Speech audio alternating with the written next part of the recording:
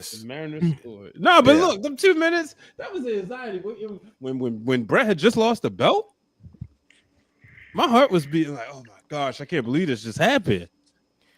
Bro, let's go Okay. back to your happy place. Knowing When you realize that Hulkamania was coming with his black eye I didn't know he was coming though. from the alleged parasailing accident. that's Right.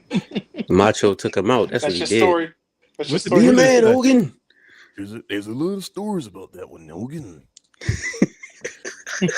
Anyway, we are here and we are back once again for another episode, show, whatever the heck you want to call it, of the Wrestling Realm Now podcast. And we are just a few days from WWE's Money in the Bank 2025. But the real question is, are we going to even get to that conversation? Do we care enough? Is because our truth, I'm just going to jump right into it. Our truth was released from WWE, and we have to talk about it because trust me, we have plenty of non-nice things to say about WWE for a second week in a row. So if you thought Brandon's hot take last week was going to be something, I promise you, we are going to even replace an entire segment because this episode most likely will be too hot for TV, if I must say so myself. So guess what? If you're ready to talk Money in the Bank, don't worry, we'll get there. Sit back, relax, and enjoy the ride. We will get there in due time. But first, we're going to talk about the new season of Championship Culture. R-Truth getting released, and all of a sudden, WWE signing new people, but you can't afford to pay the old ones. All that and more. Let's get into it. Let's get it.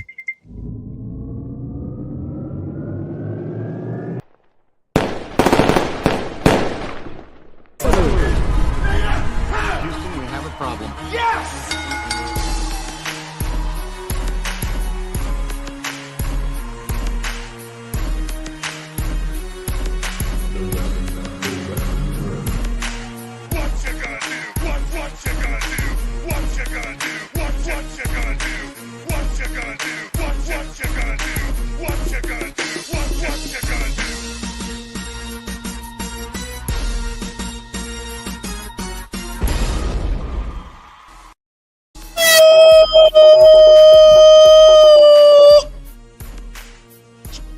That's for our truth. That's for our truth. That's right, Brian Nation. It's solidarity. Ooh. Welcome to the Wrestling Realm Now podcast, where we take a deeper dive into the world of professional wrestling.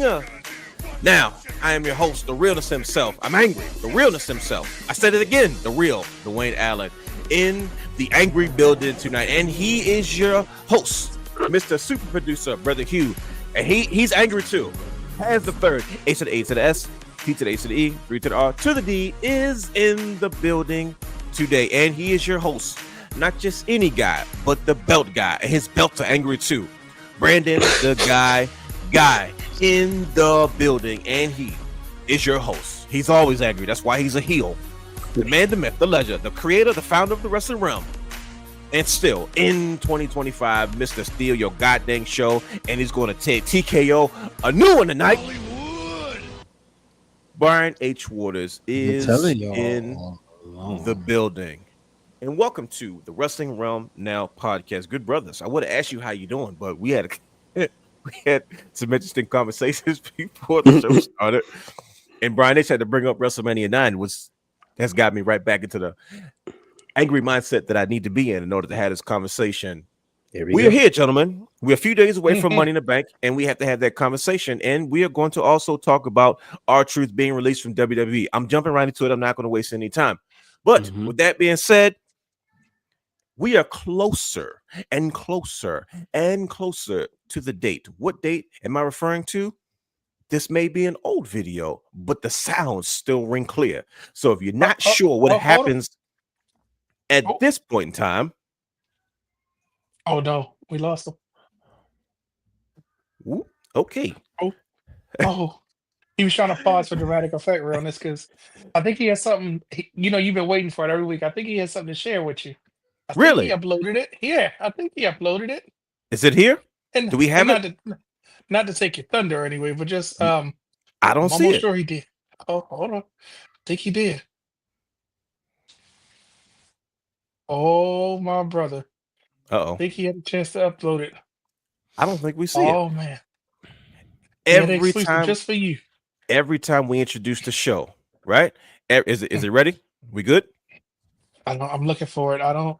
He said he's uploading it, but oh my Every, brother, every time we go get to ahead. this part of the show, we always discuss the latest, the greatest, the newest, most fandangled show in all of the pro wrestling community. If you're not sure what I'm referring to, I am referring to championship culture, which is on the cusp of season 4. For weeks, we have tried to bait and switch to get Brother Hugh, to tell us what exactly we can look forward to in season 4. And for the past 2 weeks, they have been giving us these subtle hints about what we can expect. And I believe we are just a week away from season 4 of championship culture. Now, for dramatic effect, there will be a video played. It may be a sneak peek and exclusive. I think we have something, but I'm not sure if we can find it just yet. But, brother guy, spill the beans. Mm-hmm. We're a week away. Well, I think I hit the wrong button too while I'm looking for the video. Apologize, realness. We are a I week was looking for the away. video. Breaking news: because season 4 is season 4, there's a special thing that we got to tell you, realness. Are you ready? I'm ready. Season 4 premiere is a 2-night spectacle. You know, because it's so huge. The first night is going to be what everybody's been asking for, but we got a special guest coming on. Oh, there he is. A special guest for the second night. So it's a 2-night premiere. So if you are, see what I mean? I messed up the layout. Looking for the video. Um, so Brother Hugh, did I lose everybody? Can y'all hear me? No, we're still here. Okay. Yeah, so it's going to be not only Tuesday, June 10th, but it's also going to be a special preview night on June 9th. So if you've been paying attention to social media, you can see we've been dropping clues. I've been noticing this. You've been noticing it too? Okay. So all I'm gonna say is you don't want to miss Monday or Tuesday because there's a couple surprises happening on both days to kick off season 4. So there you have it, realness. We gave you something. So there you have it, ladies and gentlemen. We have got official breaking news. A 2-part episode season premiere from Championship Culture, season 4. I cannot wait. So officially, you're telling me we get 2 episodes to start off, and we have a guest on each show? A guest on show 2. Show 2. Yeah, so the actual night the Championship Culture normally airs on Tuesday, we have a special guest coming. So, but Monday, you're going to want to tune in because it's going to be something that you want to see. And I'm going to just leave it at that. So there it is, ladies and gentlemen. We have all right, there we go. I'm back. Oh, hey, there's 2 of you. Oh, it is. So already. So brother Hugh, like we just transformed. Yeah. The guy has just officially said that we are officially getting a 2-parter season premiere of Championship Culture to kick off season 4. Something very special on Monday that will follow up with a very special guest on episode 2 of the 2-part season premiere of Championship Culture. Is this correct? Can you verify this to be true, Mr. Super Producer? That's crazy because I don't know nothing about it. He just do what he want to do nowadays. Well, I don't know what to tell you. It looks like we have the new official soundbite, right? So we can play this now. We have the new season 4 intro or the coming soon teaser that we can rip and run with. Yeah, you can run with that. Are we clear to play it? Okay, ladies and gentlemen, you didn't hear it the first time, but this will be the new official sound that you will hear before we announce what happened on this season of Championship Culture.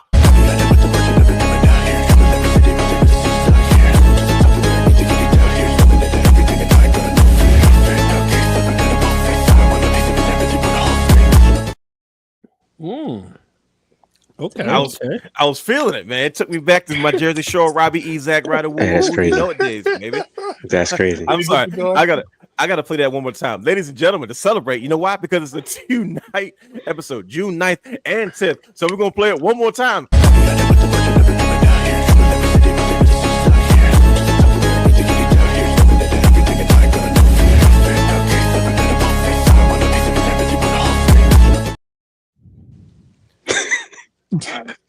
Nice fist pump vibes. There you go, ladies and gentlemen. So for those who are listening on the podcast, when you hear that, that is the official season 4 sounds of championship culture. Oh, I'm so looking forward to this. They're probably gonna have Robbie E on the show. So Yeah, who's gonna be the special guest? it's gonna be Robbie E. You know, the one you met. Gotta have clues. Do you remember when Robbie E almost I charged you know for an what autograph? said. Yeah, and then I said, I'm good. He said, "Don't worry about it." He said, just come on, man. Don't worry about it. I feel bad for Robbie that night. Did he wrestle that night? Yeah. Okay. Yeah. Yeah, he wrestled Azrael. If I'm not Okay. mistaken. Yeah, that was your favorite guy, anyways. Hey, Azrael. Definitely. I was a York. Az was the guy, man. He was. I was a York daddy guy. Christian York. TNA Gauntlet winner. What was that? What was that old Tough Enough show called? TNA's Gut check. Gut check. There you go. What I call it, Gauntlet. There it is. Anyway, it doesn't matter because I'm angry. Because tonight we are here to talk about.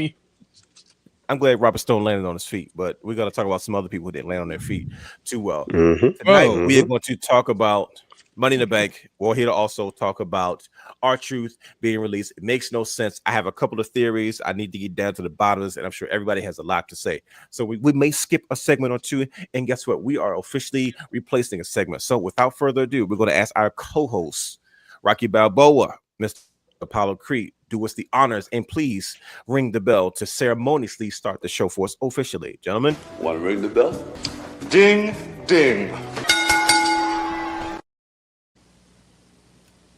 So there you have it. The bell has officially rung. Now, usually this is the time of the show where we either get into our wrestling realm facts or unpopular opinion. But guess what? There's going to be plenty of unpopular opinions and plenty of wrestling realm facts to talk about because tonight we have to get straight to the point. Now, we usually we start off with our first segment known as What Did You Watch? But we already know what the heck we watched. We watched a travesty happen. And What Did You Watch will officially be replaced by Too Hot for TV, brought to you by our good friends at SeatGeek. If you're looking to purchase tickets to concerts, live shows, sporting events, and more, head over to SeatGeek.com where you can use our promo code Wrestling Realm for any one-time purchase of $50 or more. That's promo code Wrestling Realm on any one-time purchase of $50 or more. You guys ready to get too hot for TV? Because this is about, we're about to fire up the kitchen. We're about to get grilling. So here it is. Let the flames roar.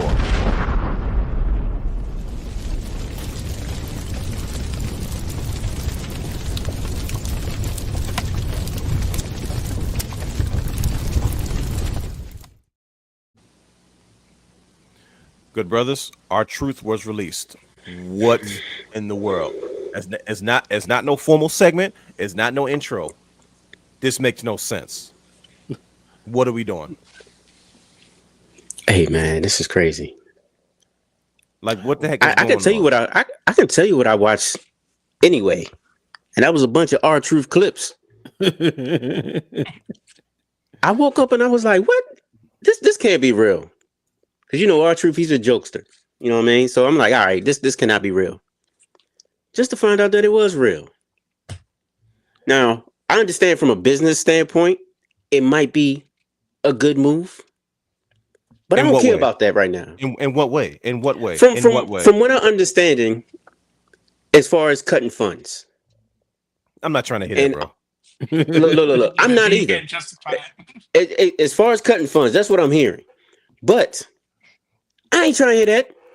Yeah, R-Truth had one of the top selling t-shirts. Like 3 days You know prior. what I'm saying?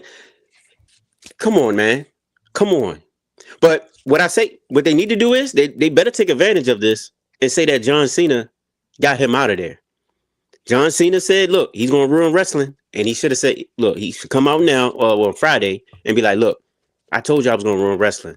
We got one of your fan favorites up out of here for sure. But I'm not having this. I don't like it. I don't like it one bit. R-Truth was a fan favorite. We were supposed to protect this man at all costs.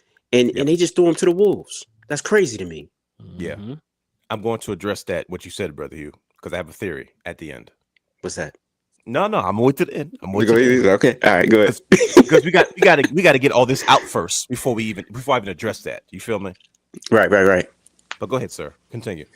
Oh, I'm done. I don't want to go too long, you know what I'm saying? Because it might get a little belligerent, with a lot of curse words and whatnot because I'm a little heated, Yep. Oh. I know the feeling. I know the feeling. I know the feeling. Let me tell you something, man. Let me tell you something. I ain't like this at all. But I never thought it was a joke. And you know how, all right, most of the time we get our news from X, Twitter, Blue Sky, whatever you want to call it, right? And when you get that news, a lot of times it's either through a retweet, it's through somebody sending it to you. This is one of those few times where I actually got the news real. I think the last time I can remember a wrestling news getting it was when Triple H had posted about the passing of Dusty Rhodes, and I was like, "Wait, is this a joke?"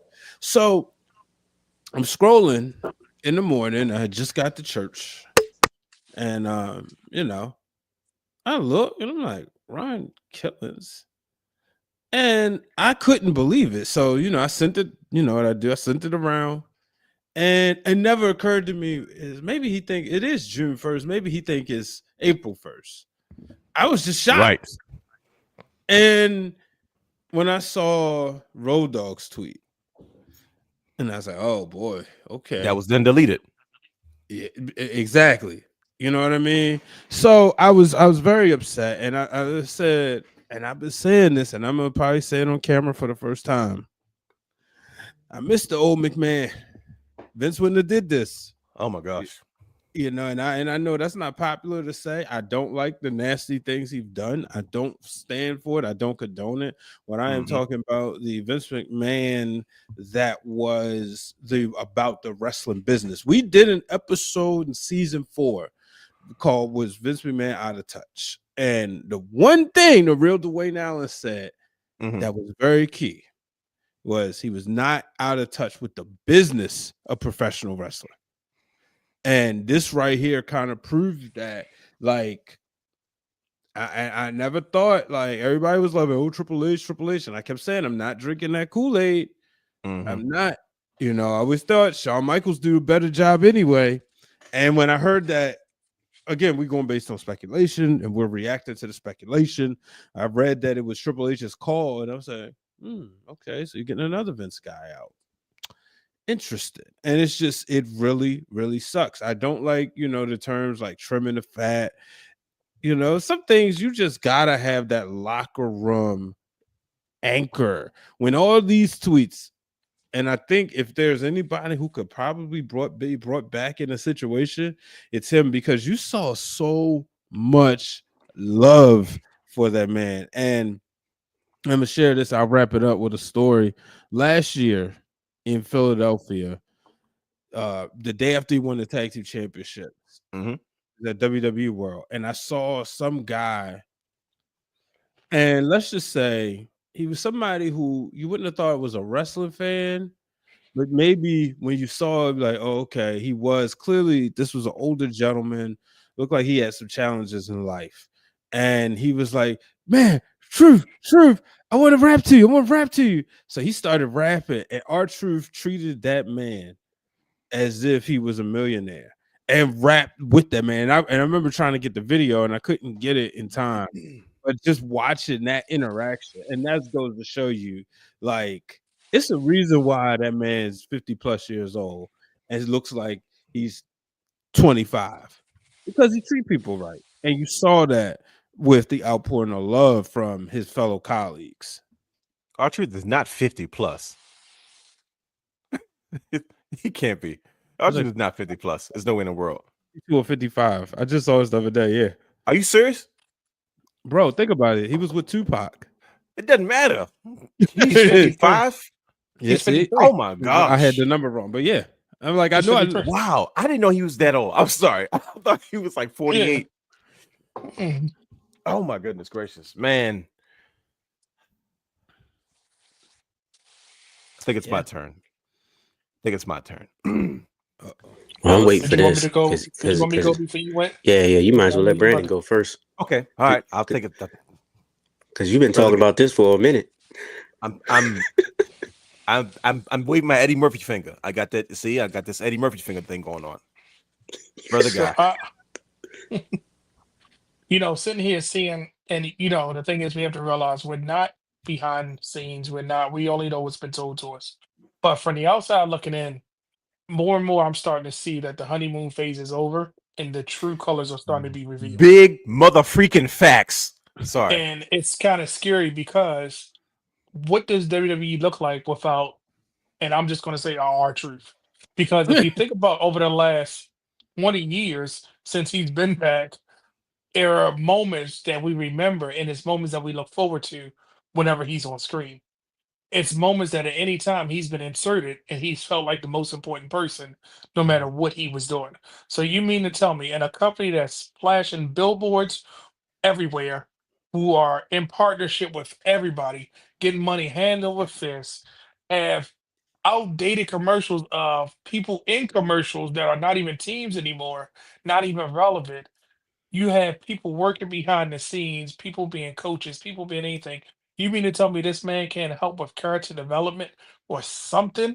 And you don't have a place in 2025, not because he's a black man, not because he left WWE, came back, not because of his history, but because of his work ethic, what he's shown us on screen, what he's shown us when it comes to merchandise, and when it shows us that he helped build Kofi Kingston that we know now, because we forget it, he was with a tag team with him, and that made us recognize, okay, this is not just somebody that they just brought in, this is somebody we can get behind. He revitalized Miz's career multiple times. He's always been that person that you insert and you know the fans are automatically going to get behind. No matter what it is, no matter what you do, you're telling me there wasn't a place. And I don't know the dollar amount. Maybe he was offered something. He said, I'm worth more than that. Or maybe he said, you know what? Maybe it is time for me to move on. This isn't a place for me. And for your contract to not be renewed and you be vocal about it right now, and we can all speculate everything like that, but I believe that the true colors are going to be shown. And this is probably the writing on the wall because the last time I think it was SmackDown, it was segment wrestling, segment wrestling. That was the start of the born era of TNA. And realness know exactly what I'm talking about. When it became more segment heavy than wrestling. Now, granted, you're gonna give me a PLE quality match on that time, but you mean to tell me on a 3 hour show, we have 3 or 4 matches, but we got like 8 segments, but there's no place for one of those segments to be R-Truth. Got a problem with that. So, Well said, brother guy. Well said. Let me propose something to you all. When have we ever seen any situation where someone who was fresh off of pay-per-view, fresh off t-shirt sales, fresh off of runs, tag team championship run, fresh off of included in almost every backstage segment, when have we ever seen anyone that heavily involved in the product all of a sudden not have their contract renewed? I don't care what his age is. I don't care what they were doing.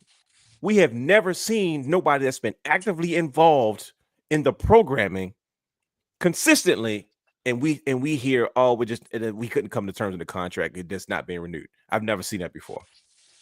Now, we're not talking about free agents like the Jeff Hardys of the world or the Matt Hardys of the world when they decide they want to go somewhere else. We're talking about somebody that they have said, we offered him a lowball contract, or it wasn't what he wanted to hear because we downside, whatever the case may be. I've never seen this before. I don't want to hear his age because I don't care how old the Suntan Superman is. How much we play Ric Flair, huh? How long was Nature Boy in the payroll? What was he doing? Yeah. How long was he on the payroll when he wasn't involved on TV?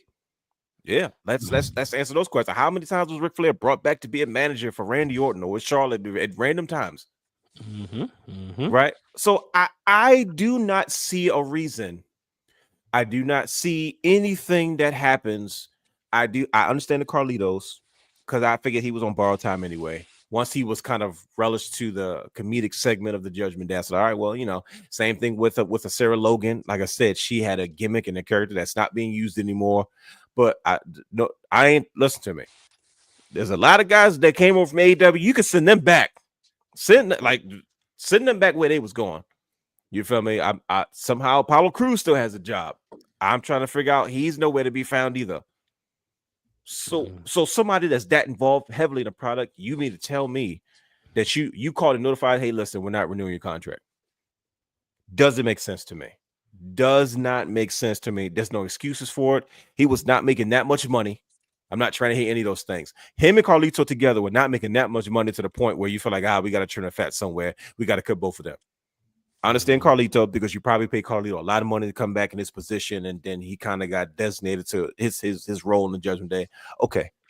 I don't like that either, but okay, that makes sense. But somebody that was fresh off of PLE, somebody that has the number 2 selling t-shirt for like 2 weeks straight, and then you take the t-shirt down. I'm like, come on, man. I've never seen this before. You tell me somebody that's been an active wrestler that's been involved that Vince decided, this guy's he usually cuts people that are out of sight, out of mind. Can somebody tell me anybody else or a situational instance where somebody's at the top of their game and they were just making too much money, so Vince said we're not renewing your contract? I'll wait. So somebody tell me. If I'm missing something, please tell me.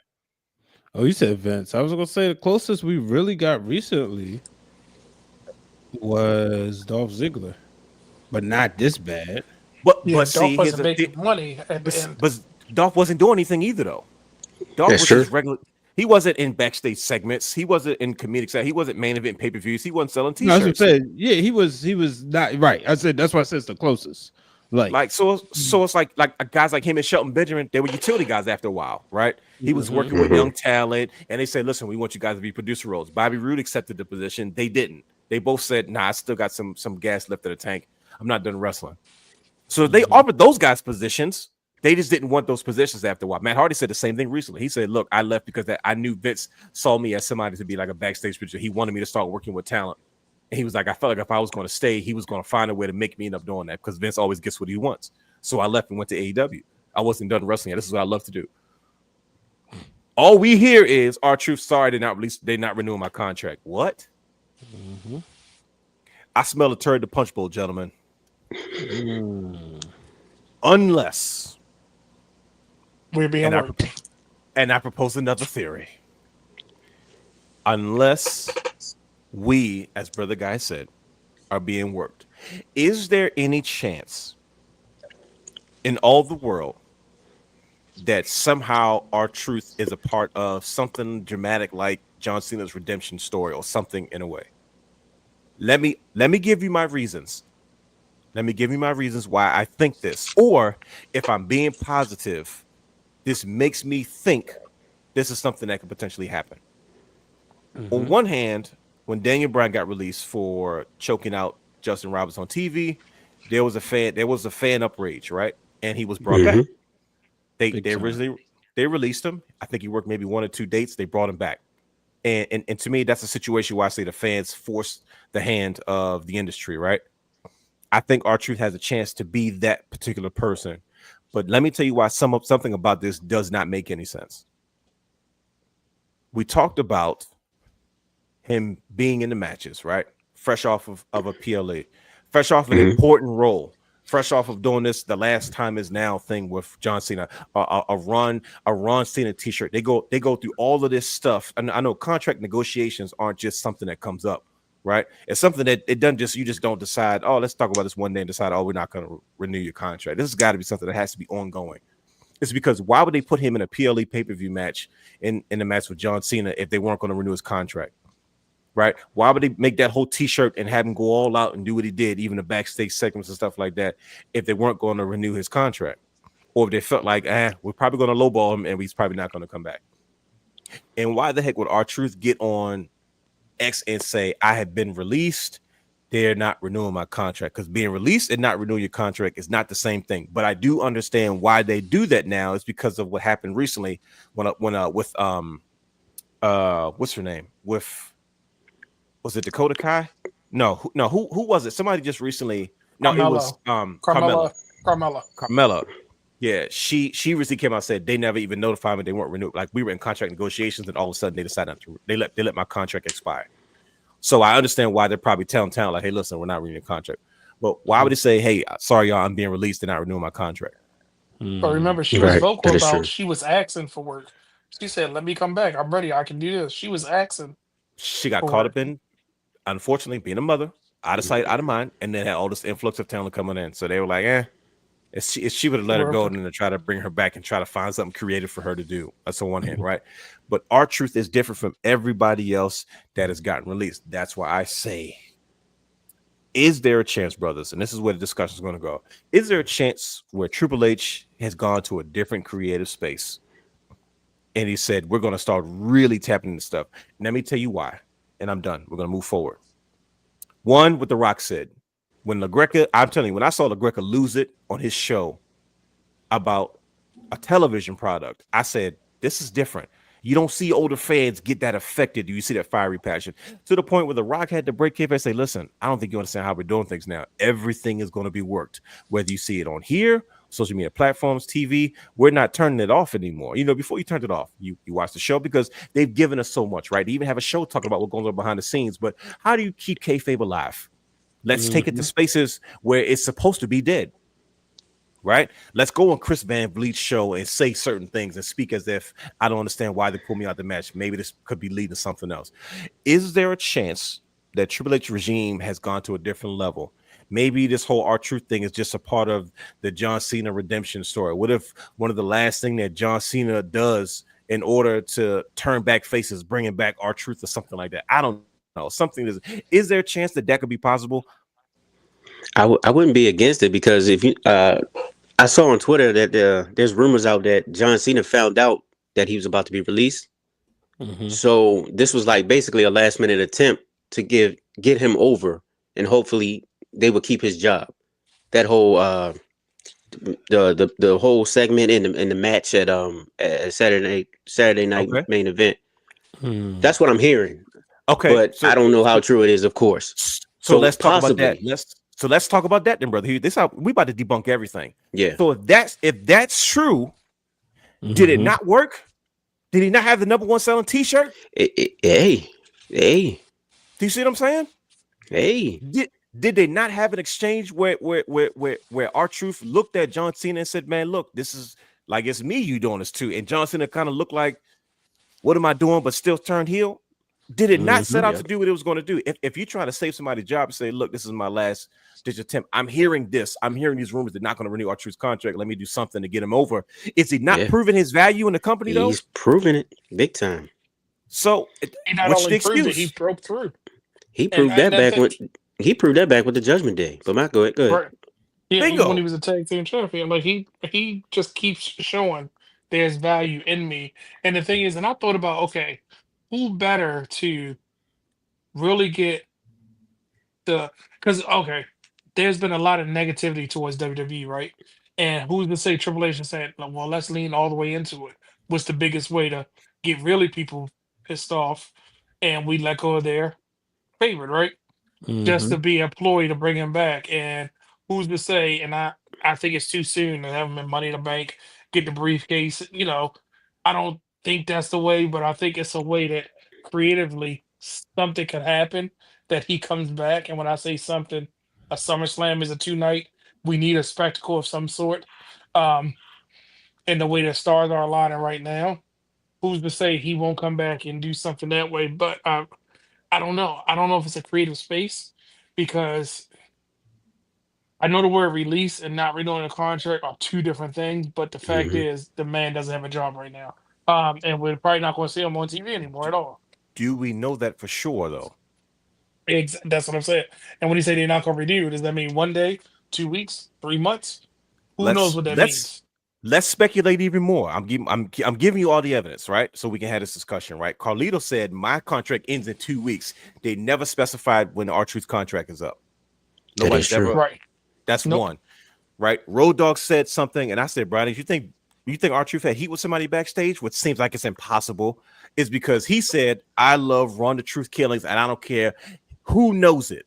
And then all of a sudden the tweet is taken down. I was like, uh-oh. I said, did he rub somebody wrong backstage? Which makes no sense either because he was loved by everybody. But Road Dogg is one of the writers for SmackDown. He deleted that tweet too. Not anymore. The Road Dogg is in charge of live events now. Oh, he's moved from SmackDown? Yeah, he hadn't been back on SmackDown. Remember, Road Dogg got released and came back and they gave him Jeff Jarrett's old job. Yeah. Yeah, but I thought he went to SmackDown when said he's taking over Raw and he left Road Dogg on SmackDown. He I thought might that was be. the last thing. I thought he did go to SmackDown because at one point in time when it was a discussion about SmackDown being 3 hours and how SmackDown ratings were kind of like Oh, iffy, they were kind It of was because of dropping and Road Dogg. They whatnot, were and blaming then they on was Road trying Dogg. to basically blame Road Dogg for it. okay. I don't know. It's possible. He might be. That I do remember something like that. Like, let's not forget Triple H is in charge of creative. He put the belts on Awesome Truth. Yeah. Mm-hmm. Like Triple H is not just doing, well, let's see if we can get the kid over. He's like he's well, like I get it. He's 53 years old, right? But to not renew his contract makes no sense. Like I said, Or at least transition to a Legends deal. like Right. Ric Flair wrestled till he was almost dang near 65 or however old he was. Mm-hmm. And I'm not saying you gotta Archer was gonna wrestle for another 10 years. I'm not saying that at all. But I'm like, there's no way in the world that his asking price was that outrageous that you couldn't meet his contract, or maybe he wanted the same contract. Until we know the truth about that, no pun intended, this still doesn't make any sense. We have never seen anything like somebody that's fresh off of PLE, fresh off a hot selling t-shirt, fresh off of being in a segment every week to all of a sudden that we're not renewing your contract. We couldn't come to a deal. That makes no sense. I've never known wrestling business even be that doesn't way. make sense at all. When Vince McMahon and Nick Khan both went to pitch, I'm giving you all the freaking evidence why this doesn't make any sense. I'm getting mad. When they went to go pitch Cody Rhodes sat there and said, I'm just going to let everything off my chest and get it off my chest, and that's going to be done with it. And when they said, look, I need to do everything my way. I want American Nightmare, not your spin on it. And Vince McMahon literally said, that's what we're paying for. Mm-hmm. And he was like, well, God dang it, if you're going to let me be me and do my own thing and keep all my trademarks and bring everything that I've already built to WWE, it's almost like a licensing deal. Yeah. So if Vince McMahon is the person who does that and we talk Triple H, why would anybody be so arrogant to say, that's too much money, we're not going to renew his contract? The wrestling business freaking business has never been built on contracts. Let's throw that out the window first and foremost. Like, this started to piss me off. It has never been built on contracts. It's because you know how much money they thrown around as far as these contracts is concerned. Scott Hall and Kevin Nash got a whole movie about how much money they kept making. Right. Yep. Yeah. Even when you watching fake Diesel and Razor on another channel and they bring contracts, is this what you guys want here? And they like, I guess. Only to find out that it was fake. Go ahead, Brian H. I'm afraid I've got some bad news, buddy. Go ahead. What you got? It's not WWE anymore. Absolutely. Not anymore. It's all about the 3 most hated letters. It was the move named by Mark Barrow, the TKO. The TKO is just all different. We always wondered what wrestling would look like without Vincent Kennedy McMahon. And now we see. Did we ever say collectively here, oh man, we can't wait for Vince to go? No, not really. I think a lot of people would always talk about how much they hated Vince because of stuff they read. And it's like my same theory about Hulk Hogan is you don't like him because the way he treated your favorite wrestler or your favorite human being. Yeah, not how he treated you. True. So I say all to say, it just shows that it's just different because you bring up a lot of good points about why wouldn't Triple H see this and why wouldn't he see that? But you know, he doesn't. He answers to a different boss. You know, at the end of the day, find a boss. And even him, you know, dare say maybe, you know, he's so far removed from the product. You know, just proved my point, Brian H. I just thought about that. Brian H., break this down for me, right? This is what you do. Mm-hmm. Tell me how that makes any sense when The Rock is the wrestler's wrestler. I'm going to tell you why. I don't care if TKO is running that company, right? There's a reason why they put him on the board. I went back and watched all 3 seasons of Young Rock, right? Yeah. There's always a humanitarian effort when it comes to, I've never seen a superstar release because they were over unless they did something wrong, they failed a drug test or something of that nature. The Rock is the closest with Ari Emanuel. Ari Emanuel was you know, they sold, you know, Endeavor to, you know, Wayne Morris and stuff is collaborated. But at the end of the day, we have wrestlers at the top of the food chain. I don't care if there's budget cuts. Who's making the budget cuts? Yeah, but when you outnumbered, you know what I mean? But who you outnumbered by though? The other powers that be. Remember, he's at a board. He's not he can say all that final boss crap all he wants. And y'all know I love The Rock. I'm one of the few wrestling fans that don't like saying Dwayne. But in this case, Dwayne is one in a number. You know, remember, this is the same guy. And I don't like being critical of because I don't know what's going on, but I can say what I saw. What I saw was he said that Ari Emanuel told him ticket sales was down for Elimination Chamber, and he showed up. And then I saw he did not show up at WrestleMania. Then I saw him come with some BS bogus excuse about why he didn't. And I'm not crazy. It looks like that says, something didn't go right. You smell a turkey punch bowl too. Yeah, you and Triple H, you and Ari Emanuel, you and one of them people was beefing, so you had to stay home. That's what I saw. Come on now, WrestleMania in Vegas, Travis Scott. Long entrance, people wondering what's going on. Oh, it wasn't John Cena that ruined WrestleMania's main event. It was our expectations that we was going to see Dwayne "The Rock" Johnson. And unfortunately, once I saw Stone Cold Steve Austin walk out there, my thoughts of seeing The Rock was very, very slim because the last time we saw both of them at a WrestleMania together was WrestleMania 32 in Dallas. So I just look at it and I'm like I said, to me, I hate to be this guy, but I'm like, Rock, are you that far removed from the business that you would let a guy like Truth, somebody that you was willing to share a main event spot in 2011 as the Survivor Series with, that you was trusting your body with?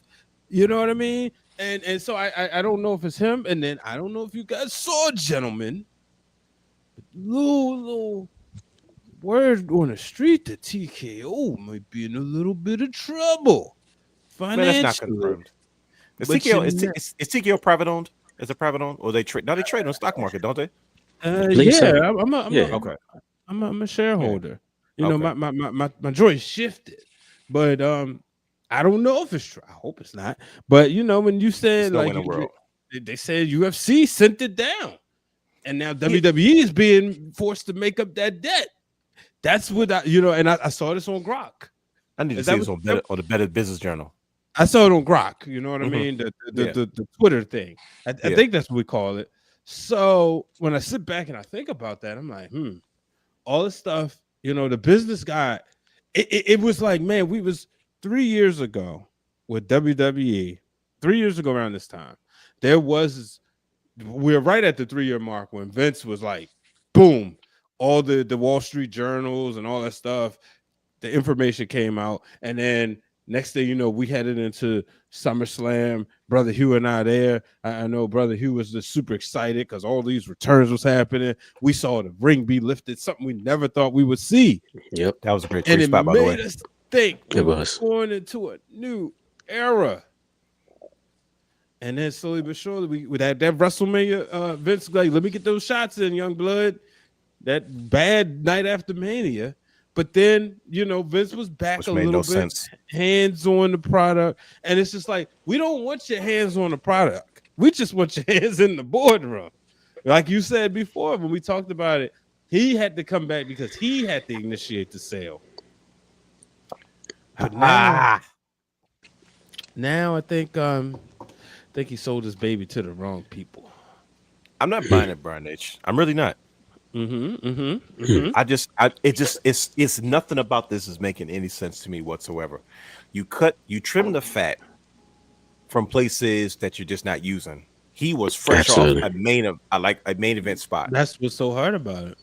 No, it doesn't make any sense. I get, but you signed Mariah Mato, the $225,000 a year allegedly. She was already signed. I'm pretty sure. Okay, right. So what you're saying? You resign Rusev, you resign Andrade. You barely using both of those guys. Well, and Black. Coach said that Alice the Devilman. He wanted to take. They wanted him to take less money. Hear me out though. He's 53 years old, right? Mm-hmm. He probably wasn't going to wrestle for that much longer anyway. So you mean to tell me there's no room for him as backstage talent?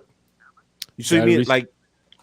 Hear me out. My bad. Go ahead. My bad. He could have been an ambassador role, like O'Neal. That's why. O'Neal. This is why it's not. This is what is not. This is making me frustrated because this is not making any sense. It's not making any sense. If there was another role for him to do, that can be renegotiated. If there's a conversation about transition into this, that could be negotiated. Now, if he felt like, look, I want my same contract as before, and they said, hey, Truth, listen, you're 53 years old. Let's start winding this down. Okay. That's the only way in my mind where that will make any sense. Because I get it. Because I forget how old Truth really was. Because he's a suntan Superman. Okay, cool. Okay, cool, right? But that conversation does not happen a week after you main event a PLE. That's something like contract negotiations don't just happen. Like that means either we try to negotiate and we couldn't come to a deal and we're not going to release your stuff. So you mean to tell me they say, okay, let's negotiate Truth. Okay, we can't come to a contract. All right, well, we can't come to an agreement, but listen, we're going to make you a new t-shirt. We're going to put you in a spot. We'll do John Cena because John wants to work with you and you're going to do your thing. Cool. He does his thing. He does his job. He does what R-Truth does his best. And then he has one of the highest selling t-shirts and decide, okay, now we got to take this down because he's not going to sign a contract. If y'all knew he wasn't going to sign a contract anyway, why would y'all go all out to do all those things? Right. You shouldn't have done it in the first place. He's not. I get what you said. He's not like what they used to do in TNA, dangle the belt in front of you to keep you there. Sure. If money's bad, so you're going to take down one of your hottest selling t-shirts down, but you're complaining about money? Hey, this is not making any sense. Either we're being worked, or something has gone horribly wrong. And I cannot. It's something. It's just. I'm telling you. I could be wrong. Maybe this will come out later. I don't know what's going to happen, but I'm telling you, nothing about this makes any sense. Like, okay, cool. I get TKO. Blah blah blah. There's plenty of other people to cut. Like I said, Apollo Crews still got a job. Yeah, I understand. I don't like, you know me, I don't like getting into they could have cut this one, they could have got that one. Yeah, I understand what you're saying, but if that's the basis of the argument, saying, well, we got to trim the fat, let's cut R-Truth, let's cut Carlito. These guys aren't making that much money. I get Carlito. Carlito was relegated to a backstage role. I get that. He was there for comic relief. He probably wasn't working. They don't do live events like they used to. They're not sitting, before they were bringing people up because you were working every day regardless. Like you was, you know what I mean? Even if you were on TV, you were still working. Okay, cool. He was part of Judgment Day. He was the throw around guy. Okay, I figured he was on borrowed time. I could see why his contract would not be released. R-Truth is fresh off a match with John Cena. Do you tell me anybody with John Cena that got cut? Tell me somebody that had a match with John Cena and they said, we got to release him. He's not good enough. Can you technically say that R-Truth was a comic relief too? In the same place as Carlito? He would have been if he didn't have a match at Saturday Night's Main Event and had one of the number 2 selling T-shirts. I'm sure if Carlito was selling T-shirts, they wouldn't. That's true, but what if, like I said, those rumors are true? John Cena caught wind of that and was like, "Look, all right, I want to do this program with him." But hear me out though. In what world would go ahead, Brian H. I was gonna say this. Let's take what you said a step further though. Yeah. What's the biggest thing everybody been talking about? Everybody's been complaining about this John Cena heel run, right? Okay. Who's been the person to actually get it going? R-Truth. Because if you think about how we felt, like before it was like, all right, John Cena, it's mid, we know, whatever. All we kept saying when R-Truth kept appearing on that screen was, boy, the moment Cena turned on him, he is going to get unmercifully booed. Table spot happens during a presser. The internet goes crazy. He sure enough gets booed. No, he didn't. So, it didn't work. He still got cheated at Saturday Night's Main Event. Who? John Cena. But that was afterwards, though. But it was leading up to it. Like, okay, gotcha. Leading up to it, like he needed as much as when people can say it was a favor. The heel run needed R-Truth in this. And like you said, hopefully it's what you were saying to bring him back to humanity. We say, all right, you know what? John Cena's going to bring back R-Truth. Big pop. Here's why I'm going to debunk that again. I've been doing this for a long time, Brian H. The guy who's booking the shows needed to get heat on himself at some point, right? The WWF needed somebody to help Triple H get some heat on him. Edge's A&E biography, you hear him talk about the reason nobody thought Edge was going to be a major player is because he was so pretty. Edge is too gorgeous to be. He has no toughness to him. Mm-hmm. The guy who's booking the show, Triple H, was in a similar storyline when they was like, "What's the best way to get some heat on Triple H?" Because, as Triple H says, we needed the Darth Vader. Austin was out, Rock was out. We got to sell this pay-per-view. We got to sell WrestleMania 2000, whatever it was. We got to sell this WrestleMania 2000. What's the best way to get heat on Triple H? They put Mick Foley, who was a fan favorite, in a retirement match against Triple H. Now, we didn't know Mick Foley was trying to retire and wind down, but we said, okay, cool. If he's going to go out, let's use it. If John Cena is lacking heat, why wasn't this whole situation even incorporated in the storyline so you can get something legitimate from it? Our Truth's release has nothing to do with John Cena, but if you know, all right, listen, Truth's probably going to be gone, and we're not going to get nothing out of him. The Vince McMahon way, when Matt Hardy, they found out Matt Hardy was leaving, Randy Orton put 2 chairs to his face, wrote him on TV.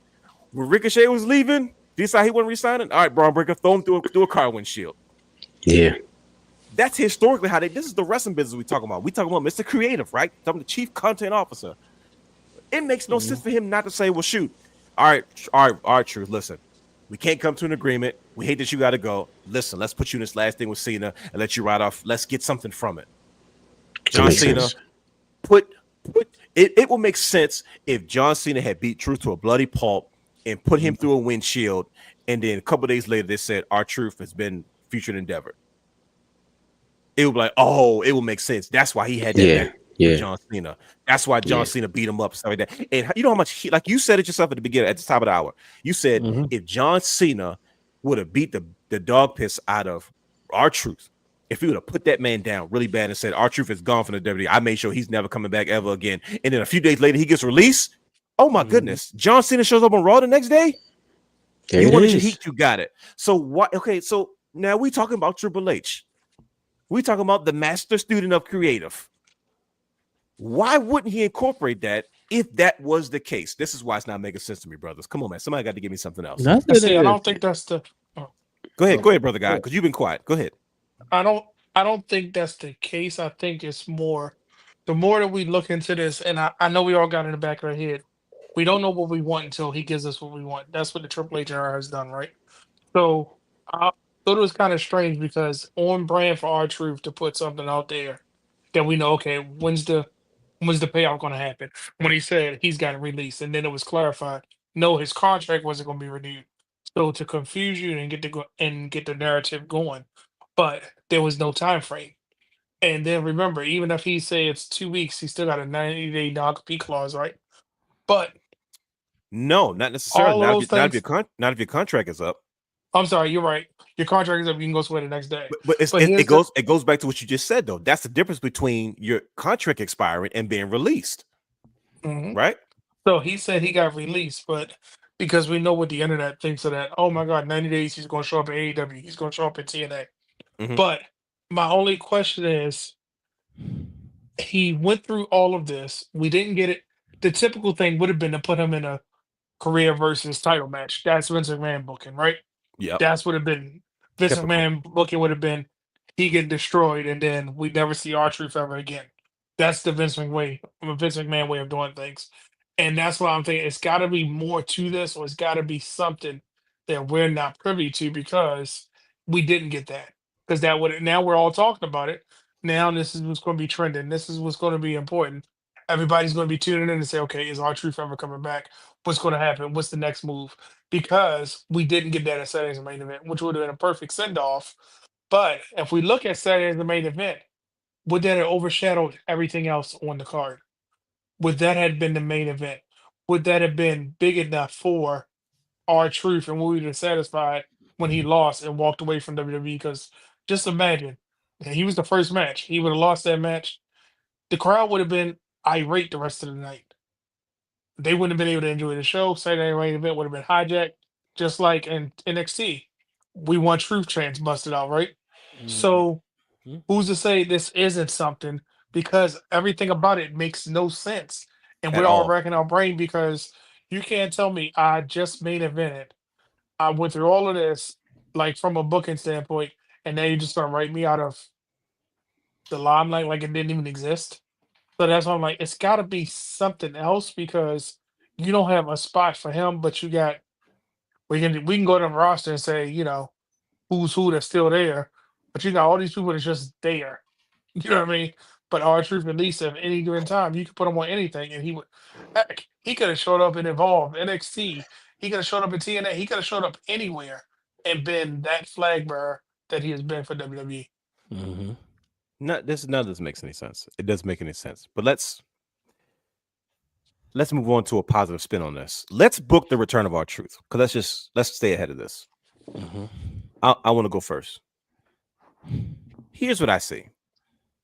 I see R-Truth showing up. If he doesn't do like, I don't see. You can't say do a Chris Van Vliet interview because he just did one recently. Mm-hmm. But if he's released, that's the first person he's going to call, because that's the first thing they do. Somebody gets released. It's like, back in the day they used to do shoot interviews with RF Video. Nowadays it's like, one of the top dogs going to call you. Go ahead and tell your story. And like I said, your contract is up. The wrestling realm. I mean, listen, the invitation is here, Truth. But I still think he's under contract with WWE. I see R-Truth showing up to TNA like, this ain't Monday Night Raw. Where am I at? TNA? No, dog. This is SmackDown, or something crazy out of his mouth like that. Just for a few weeks, and then he finds his way back to WWE somehow, a part of John Cena's redemption story, or something goofy like R-Truth showing up at a WWE show in the audience, or something like that. Remember when John Cena quit and said, "I'm quitting WWE," and he showed up at the audience of WrestleMania. Yeah, he's like, I don't have a match, so I'm going to sit in the front row and watch WrestleMania as a fan. Mm-hmm. He was tweeting and taking pictures all night, like, oh wow, this is a great work rate match. As soon as Charlotte's match was over, too. What do you guys got? That's crazy, because I had something similar. He's gonna show up in TNA. I said it earlier. He's gonna show up and be like, "Hey, what's up, Dolph? How you doing, man? You've been gone for a minute. What's up?" So like it. I mean, because that's literally the back door way to get back into the WWE. So I mean, that's a huge possibility. I don't trust. But I'm also hearing too, people want him to go to AEW and do something similar. Be like, yo, what's this? I'm on Monday Night Raw. Welcome to Monday Night Raw. Nah, the truth. This is Dynamite. This is Wednesday Dynamite. Oh, what's up, Edge? Nah, you're not messing with the intellectual property, though. Right. Funny as it would be, you not. I don't want that. If anything, I would say the TNA route would probably be the best for him. I mean, for us as fans. Yeah, because Tommy Dreamer reached out to him and said, "Listen, please reach out to me." And I'm like, man, I think they're working everybody. Yeah, I just think they do, man. Like I'm starting to question his, because I'm tired of, I don't know what you brothers. I'm tired of getting got by Triple H. Okay, it's starting to get to me a little bit, right? Because now he's starting to assault my intelligence. I'm starting to figure things out. Like, you know what? I don't think Dolph's. I'm getting angry again. When Trinity left, she walked out. Mm-hmm. You can tell she was going back to the WWE because she didn't go to AEW. She could have showed up with Mercedes in Japan, whatever the case may be. We knew Mercedes was mad about whatever she was mad about because she wanted to do other stuff. Trinity was doing hey, listen, my partner riding out, I got to walk out too. She did the right thing. Like, right. They took a principled stand as business women. I respect that. Trinity went to TNA. She went to Impact. She made anything for herself. Same thing with Chelsea Green. When Chelsea Green got it cut, she went to take, like, something had to already been brewing over there. Like Scott D'Amore was trying to. There's a reason why he was trying to take so much more control of TNA, and Anthem, is that who runs? That's who owns the net, right? Anthem. Mm-hmm. And Anthem would like give him a little bit, but they wouldn't give him enough. It's because behind closed doors, Anthem was already working with Endeavor, because that's where TNA Plus transitioned to. Right? Remember that new streaming service is run by Endeavor. And I was like, Endeavor. Yep. We was like, nobody finds that suspicious. And this is before the partnership. I said, nobody finds that suspicious. They were already in bed together at some point, because I remember Scott D'Amore. It got to the point Scott D'Amore got let go by TNA because he wanted to buy the company from them. Let me buy it, because nobody knows how rich. Apparently, Scott D'Amore is like a real estate tycoon like Conrad, and him and his partners had enough money to buy TNA. He was like, "Let me buy the company," and they was like, "It's not gonna work. We gotta let you go." And we're like, "Why would they let Scott D'Amore go?" Remember, everybody's in outrage. It was like, this is ridiculous. He is TNA. Like he is the life, the heart and soul of what TNA used to be, and it's new. And now we got this partnership with WWE somehow. They let him go, only to find out, TNA and WWE going to start a partnership. Now the lines got blurred. Dolph Ziggler got cut. Where does he go? He goes to TNA. And he goes right when it becomes TNA. And I'm like, maybe you knew something too. I don't know, right? When Mustafa Ali got cut, he didn't go to AEW. You can tell who's mad at WWE because they go straight to AEW. Yeah. All right, I got to, right? And you can tell the ones it's like, I'm not mad at WWE, but I'm going to go to this affiliate because affiliate associated with WWE. Dolph Ziggler went over there. I was like, dang, he's over there full time. I thought he was making his rounds. I said, he'd probably be in TNA. And you remember, he was in New Japan first. Yeah. Should have been. I say he'll probably be one of those guys that just got one of those like them Cody Rhodes contracts where I can go wherever I want to go because the brand is bigger than the company. Matt Cardona has a similar deal. He stayed in TNA, and I'm like, all right, this whole thing is starting to become fishy to me. And I'm like, bro, something's that. And then all the TNA originals all of a sudden started leaving TNA. I said, right, because they got new people backstage. Tommy Dreamer's in charge of creative all of a sudden. I'm like, man, there's a lot of former WWE people that seems to be pulling the strings back there. And I don't know who's responsible for all the business stuff as far as the partnerships, but if they got a working partnership with WWE, that means the business people who make those decisions are working together in conjunction with each other. So And they had to know the conversation. Bingo. They trending. Yep. TNA champion is the NXT superstar. Yeah. Mm-hmm. The TNA championship, we like somebody won the X Division championship on WWE television. Like this is a real thing. So I don't trust that whole aspect of it too. They try to blur the line. They try to get us, brothers. That's what I'm trying to tell y'all. They're trying to get us. If R-Truth shows up on TNA wrestling, something's up. If he doesn't, then this is real. That's me. Where do you guys draw the line at? Because we got to move on to Money in the Bank. Where do you guys draw the line at? I think that's a good place to draw the line, to be honest. Okay. But see, I don't think Exactly where you put it. I hate to say it, because they've been keeping it quiet when his contract is over. And I think if he goes to TNA, that's like you're still in WWE. I think he goes to other places that's not AEW first because he's got a lot of stock in his name. And the only reason I'm saying that because he could still have is R-Truth going to have a 5-star match? No, but is he going to have the match of the night that you're going to remember at anybody's show? Absolutely. Just imagine him at these other promotions that are still, or he could be the one mixing up with the WWE ID people. But you don't know. I think that he does that first. And plus, we got to realize R-Truth really got his foot in music too. He's just been doing it off to the side because of his WWE stuff. And he's connected with a lot of artists and in a lot of things in that industry. Maybe this is just a side quest for him. Because how I will book the redemption is Travis Scott coming out. He's the one to take Travis Scott out and cause Cena to lose that belt. I'm just saying. He's old enough to be Travis Scott's dad. Yeah, but Travis Scott coming down like he, about to do something. Oh no, R-Truth come and stop him. Okay, well, here's the thing. There's something to this. Like I said, none of this is making any sense.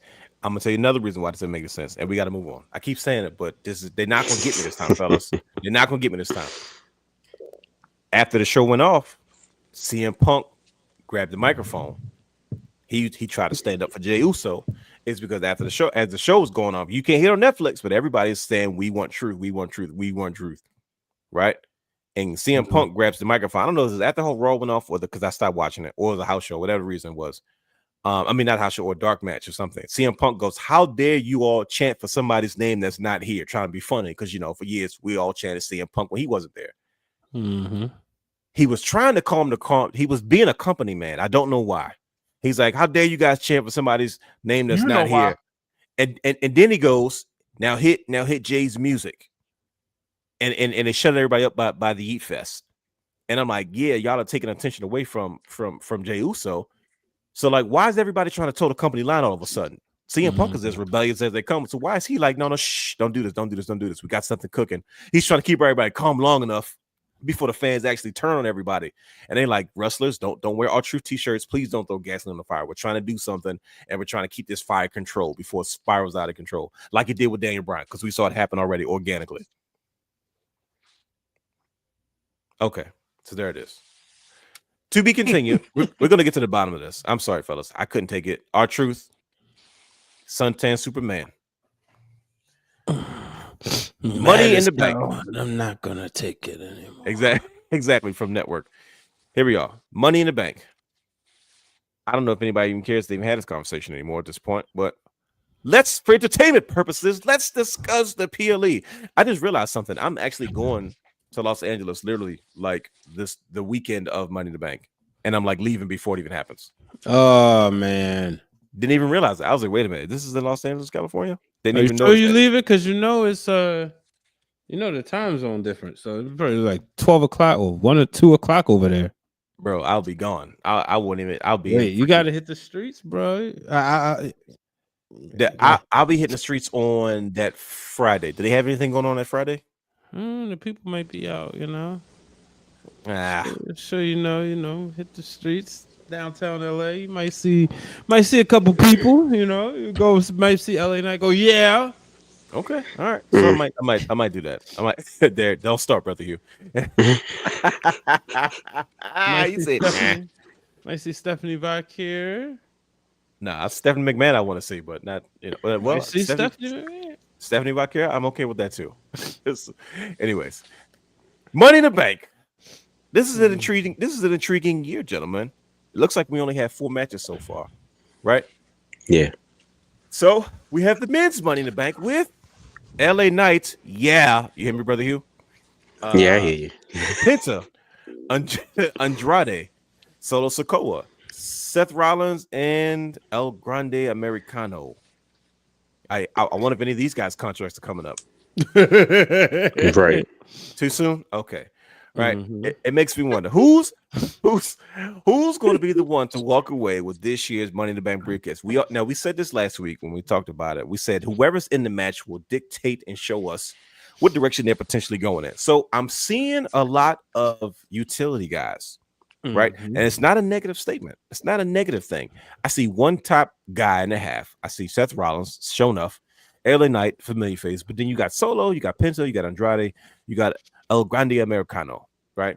On the women's side, same situation. We've got Rhea Ripley, we've got Naomi, we've got Stephanie Vakir, we've got Julia, we've got Alexa Bliss, and we have Roxanne Perez.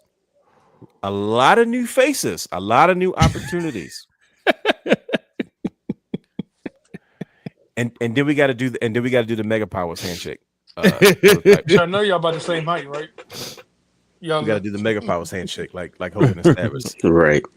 So this says a lot about this. So we have we got 3 veterans in this match, and we got three new faces, three young ladies who they're putting a lot of stock in. This is probably the future now. First of all, the women's division is hitting on all cylinders. I mean, this is crazy. I have never seen so many new stars created. Like, if you want to be a women's wrestler and you want to I can't say that either because AEW's doing a good job. There's a reason why WWE signed Mariah May. So I can't say that. But women's wrestling is in a really good space. That segment last night from NXT too, when Mariah May debuted. Even if I'll say this, the segment didn't even need her. That's how fire it was. She was just icing on the cake. When you had all the ladies come out there challenging JC Jane, and it made that title feel as important as it always should be, And then boom, here comes Mariah May. It's like, yeah. Shout out to Shawn because Michaels. JC Jane wasn't gonna make it feel that way. Whoa! She's holding her own. I gotta give her. He said what he said. He said what he said. Y'all just hating, and I don't trust y'all's NXT women's wrestling. So we're gonna move on with this because JC Jane is doing her thing. Yeah, I'm just saying. I mean, it's a whole other woman in her stable that could have did, but back to Money in the Bank.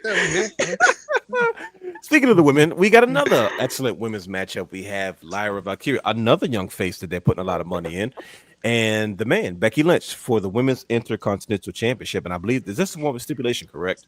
Mm-hmm. Where if Becky loses, she will never challenge for this title ever again. Wow, Lyra has it. Wow, TV.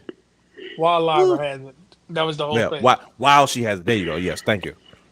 And then we have this, obviously, the main events of the show, which is supposed to be John Cena and Logan Paul versus Cody Rhodes and Jey Uso. Yeah, we'll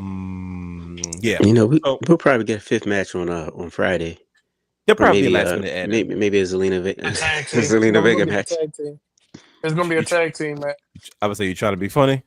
Nah, I'm chilling. I'm cool. He said, okay.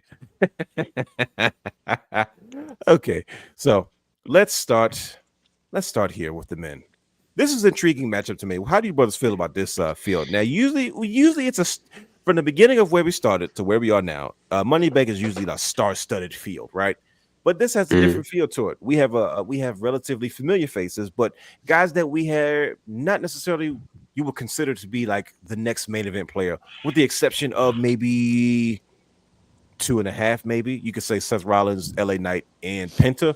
But to see Andrade, pretty much Chad Gable, let's just call it what he is, and then you have Solo. You know what I mean? It's like, I don't know. Is this That's not Chad Gable. Excuse me, El Grande Americano. Thank you. Yeah, Chad All Gable was working realness. earlier at Worlds Collide. Right. Realness, do you realize something? Could you imagine that? if Archery would have went to AAA? He'd like, why is there so many Rey Mysterios here? Hey yo. Yeah, that's. I can see him calling somebody else with a Hey, nice that's Rey a- Mysterio. What's Like, up, you're a Ray? big Rey Mysterio. Why do you Man, get so big? You a lot bigger than I thought you was. Archer could literally do his gimmick anywhere in the world, and it would still be the same thing. Right. So, how do you guys feel about this field? I guess just the direction that they're going on this year, as far as Money in the Bank briefcase. How you guys feeling about this, and where are you guys leaning to, as far as the potential winner for this year's Money in the Bank? Oh, this is close, but you know what? I think all odds would say Seth Rollins. Why is that? I mean, because the story, him and Jay, him and having Paul Heyman right there, he's the main event guy. But I think this is one of those Money in the Banks. Last year was the throwaway. You don't do 2 throwaways for a story, right? We Like do Drew 2 WrestleManias in one city. It's a lot going on that we're not used to now, are we? When it's in Vegas, why not? You know, you have great WrestleManias there. Oh god. But I look at it like last year. Great WrestleMania, just one. Just one. Yeah, 9. Not 9. Wow. But Touché. you look at the story last year, right?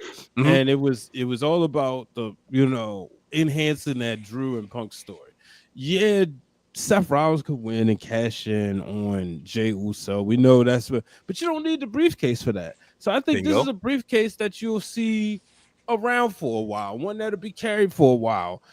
And when I look at that graphic, and I struggle because it's I'm like Andrade could get him going, but no. Let me put it back up there. Yeah, it's man. I want all right. So Jerry Jones, when he was they was gonna pick Johnny Manziel, they said they had to take the card out of his hand so he wouldn't. That's how I felt about Solo, because we had that conversation about Solo last week or 2 weeks ago, where you had to get Solo in the position where he was at, but not Jacob.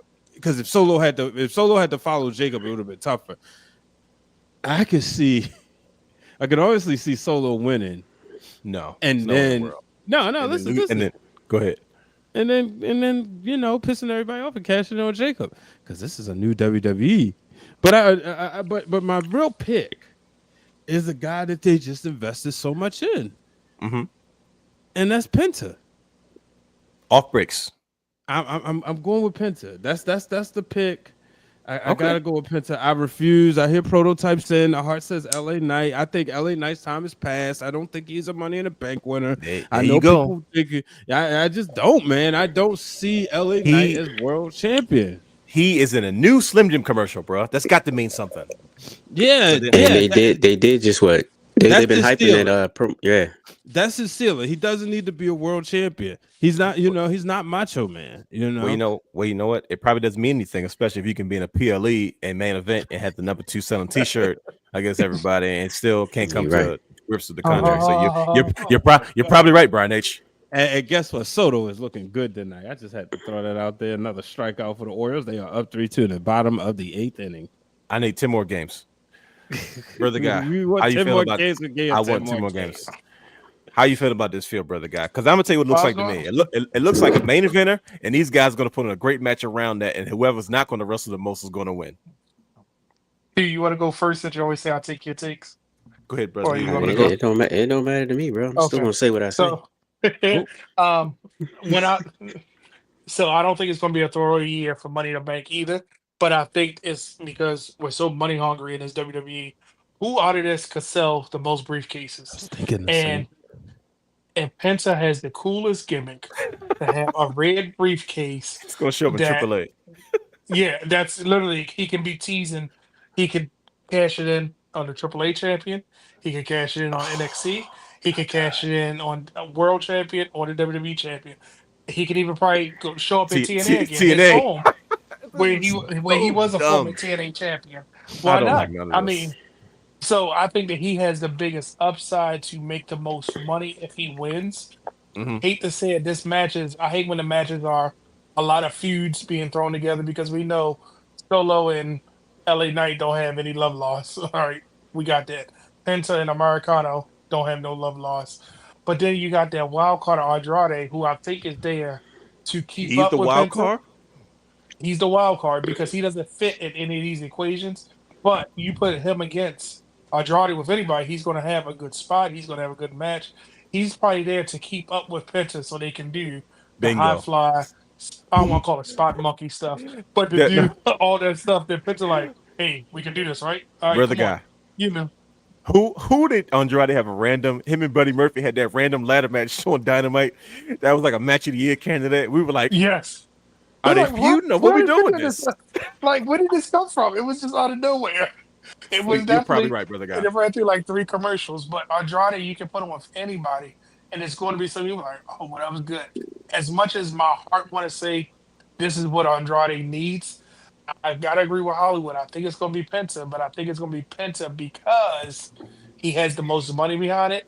But the bigger story would be Solo having that briefcase because Solo been on the back burner for too long. He needs something.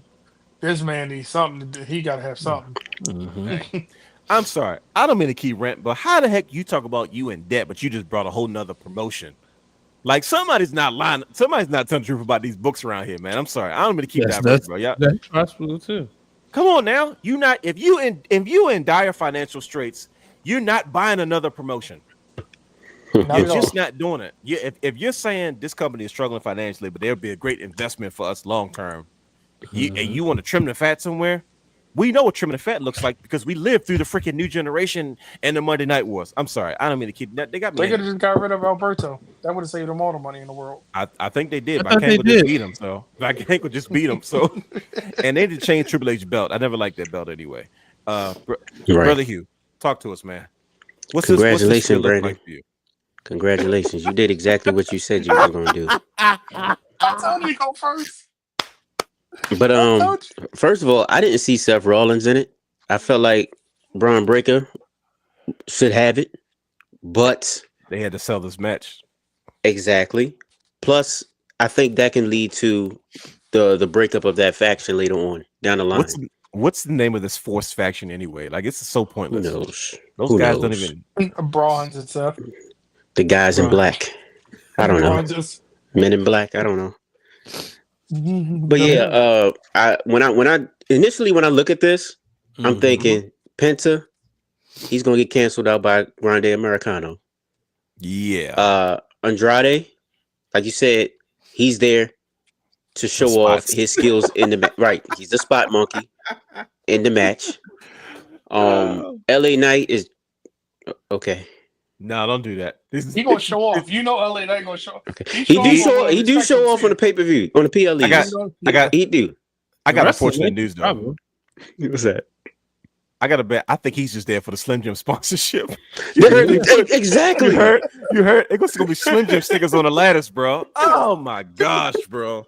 This all starting to make sense now, bro. Remember They already have the it. rumors? It's already in the middle of the ring. They putting Slim Jim in the middle of the ring and on the tables now. There it is. There it is. The ring Oh, is not geez. sacred. That's why Gunther removed. Also, reason Gunther, somebody else who removed all WWE mentions. Mhm. Walter's coming back. Walter is making a return. They His Seth, name. I feel like Seth Rollins is gonna get canceled by CM Punk after what they did to him on Raw. CM Punk has to show up and get his lick back. Again? To be honest, They're gonna fight forever. They're Yep. literally gonna be fighting forever. that is true. That is true. So with that being said, I have to go with Solo because he deserves it. Like he needs it. He needs it. Think about it. Who? Okay. What good. is he I gotta doing hear now? this. What is he doing right now? I'll He wait. said lattice. He said lattice made of Slim Jims. What's- That's Oh, what it is. if he beats Big Brother Jay. What's He's not. his purpose right now? They're not even on the same show. It don't matter. It don't matter. It don't matter when you get the briefcase. Yeah, Yeah, Yeah, it's you not cash so- in on the them. briefcase So not colored no him- more. So him and Jeff Cobb are gonna leave. Oh, well, what? So him and Jeff Cobb are gonna leave SmackDown to go to JC. Raw. It's JC JC. Mateo. hey, bro. JC. Yeah, Yeah, it's He even definitely got JC me- Mateo. He even JC got- Hey, Mateo. center field for the New York Mets. That's crazy. So let me get this straight. So they're gonna put their money in Solo after they put up. First of all, it took Jay 18 years to put their money in him, and now he's rocking and rolling. And they're gonna be like, all right, we got to make a new guy. We're gonna put it in Solo's hands. You know what? I might have to change it because if you think about it, LA Knight, they've been promoting this Slim Jim stuff too long. Slim they've Jim been might get him a throwing it out promotion, there. bro. You get a daggone Slim Jim and put it on a daggone briefcase. Hey, yellow and Slim red Jim might- briefcase with a Slim Jims on it. Remember, this is the TKO era, right? Hey, Slim you Jim never might- know. Slim Jim might A make briefcase- him a world A champion. briefcase full of meat sticks. You know what I'm saying? The briefcase is Yo. gonna be covered in Slim Jims, bro, and he's gonna open it up to Slim Jims. Right. Hey, I ain't gonna hold you though. What was it? SummerSlam in Detroit? Yeah. Man, they had a whole bunch of Slim Jims up in the press box. We sat See? there. They was like, "Hey, you want some Slim Jims? Go ahead." Yeah, So they're on the that was house. first year. I remember they On was the throwing them house. out at the Rumble. Yeah. See? Rumble, in Yep. Tampa. Yep. It was literally just meat, just hand full of Slim Jims, just throwing them out in the crowd. Just like I was like, yeah, handful of meat. He was about that's to exactly what it was. Meat sticks. Yep, right in their hands, just throwing them. man. Look, all I know is that Slim Jim pays a lot of money because Exactly. the fact that they paid 98% of Macho Man's salary when he was in WCW because of that contract. Mhm. I said, well, goddamn Slim Jim, and that was the 90s, so who knows? Oh boy, I honestly don't give a crap. I don't care. Yeah, whatever. Right. I really don't. I'm just gonna be honest with you. I just want to enjoy the match. That's Let's it. move on to the Yeah. real Money in the Bank. I don't get why. Well, never mind. I was gonna say Grande Americano, but I said it earlier. I think he's there for Yeah. Penta. So Worlds collide. yeah, But yeah, I told you I see a lot of work rate guys in this match. I'm like, they're gonna do all the dancing, and whoever wins gonna be sitting there watching them. that's it. But That's it. let's go to the ladies. Now, this seems like this is going to be a real match, if you ask me. kind of match. Let's get it. I think there's multiple stories when it comes to the ladies, and there you have a lot of intriguing matchups here, right? You got a returning Alexa Bliss, you have Rhea Ripley, who's always kind of at the head of the table right now, no pun intended. She's leading the charge. I mean, Trinity Fatu, aka Naomi, has had a lot of momentum. She's almost having a career resurgence at this point. And then you got these young guns, right? You got these new faces, Stephanie Valkyra, Julia, and Roxanne Perez. Now, you all know the easy route is always to say, go Ripley or go Naomi, right? Let Naomi carry for a while. Jade eventually wins it, catches in. Easy story to tell, right? But we know that things may be a tad more complicated than that. Or you have Alexa Bliss win, then something happens. Maybe she opens the briefcase and then blinds her or something, and she goes back to the Wyatt family. Who knows? I don't know. But how you guys feeling about this field with the ladies versus the men's? First of all, this is gonna be the better the match of the night. You think so? Yeah, It looks like Yeah, it. it definitely is. It looks like it so far. I hate to say it, it has better feuds in this match because we got 3 wild cards and 3 great Yes. workers. Like literally, you got 3 women that can work with anybody on the roster, and then you got three women that are wild cards that prove they can work with anybody. That's the crazy part. I'm more excited about Roxanne and Alexa Bliss mixing it up because that's the match I want to see. I'm telling you, Roxanne and Alexa Bliss is going to do something wild. Battle of the I'm a- little people. Yeah, Brian, it's going to Brian be is- crazy. Brian, before you go, is this on purpose? You said you think this women's match is going to be better. I was like, sometimes Triple H does that where he won't book an overly crazy men's match so that the women kind of shine a little bit. Is this something intentional? I don't think it's intentional this year. Yeah, I don't think it's intentional.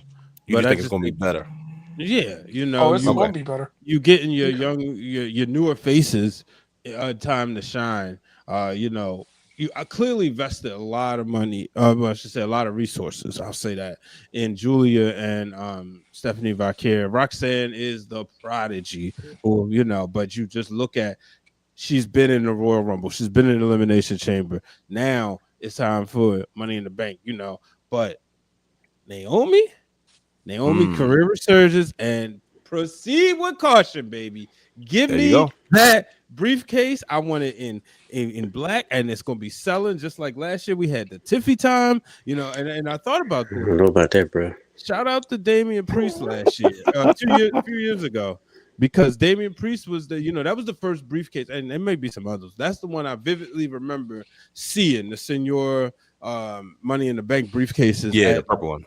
Yeah, in the superstore. Yep. Then Tiffany's. Now it's time for the proceed with caution. It's you look at look like the Owen Hart's briefcase. Yeah, right. It just you see all that she's doing, and she could cash in on Jade. She could cash on when Bianca gets ready. Who knows? The only thing I say is I just want to see. I don't want to see, which I don't think we will, because there's no women's world title match. So, and I don't want to see them cash in on IC title. So, I want to see them hold the briefcase for a while. Last year was the first time a woman held the briefcase longer than 2 days since Carmella had it. So that's what's going to be exciting, just as exciting as Orioles just batted the runner to third base. So yes. I'm very, very excited. But Naomi, 10 more games.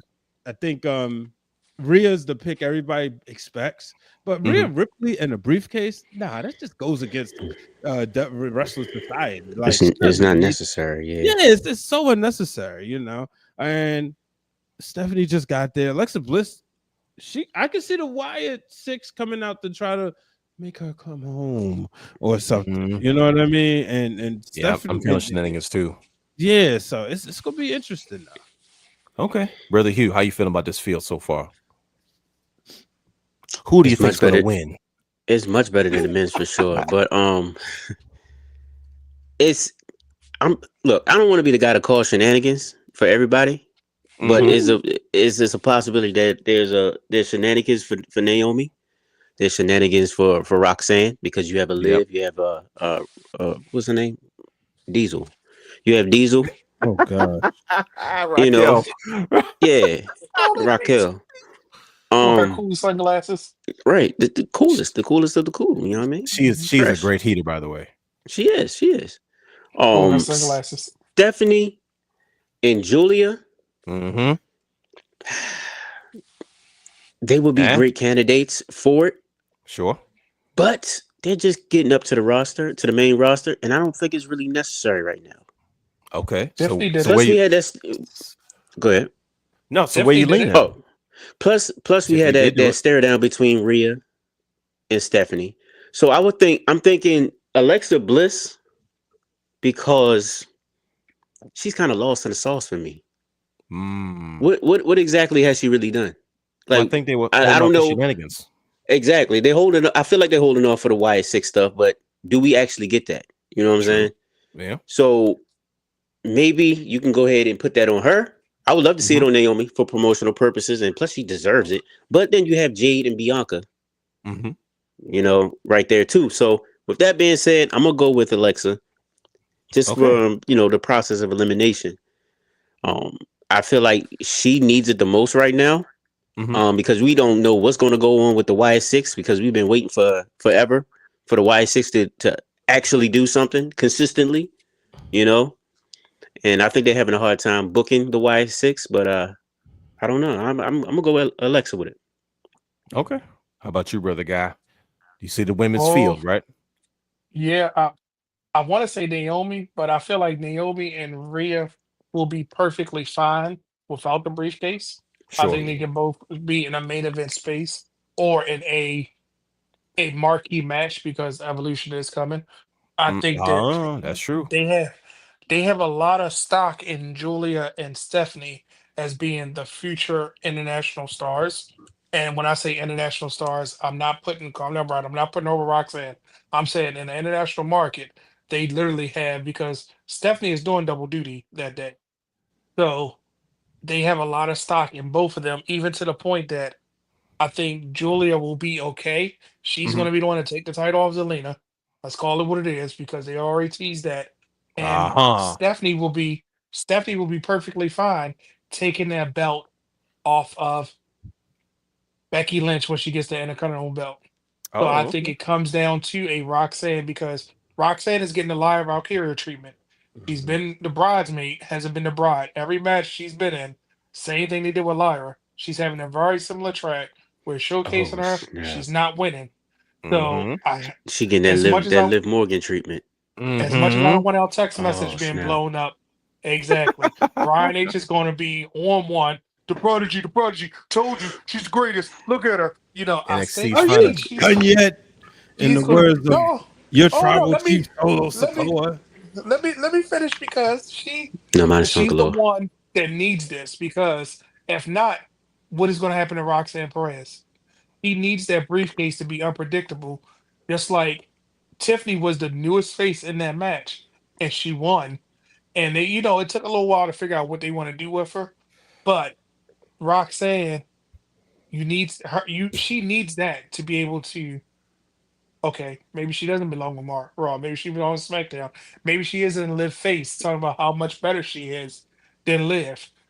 Maybe she's the one that's literally going to be the thorn in the Judgment Day to break that up and have a showdown Gotta with make the my Money in the man Bank Dom briefcase. curve, boy. Huh? Dom is trying not to curve, but boy, oh Right, but now boy. she got something because honestly, even if we get the Alexa Bliss and the Y6 stuff, that's where her tag team partner is. Her two-time tag team partner is with the Y6. But I just think that as much as I want Julia, she's the next US champion, and Stephanie is the next Intercontinental champion. And Rhea and which call it will be in marquee matches for Evolution, and they'll be fine. Oh, I want it for Naomi so bad too. Because she deserves Mm-hmm. it. Mm-hmm. She really does deserve, and I do want to see that yellow and black. But in all honesty, I'm just going to be Roxanne. She's been the bridesmaid for so long. It's time for her to be the bride. It's got to be. Hmm. I can kind of see that if Liv still had the title. But But Liv and her at Evolution is a match that you're going to want to.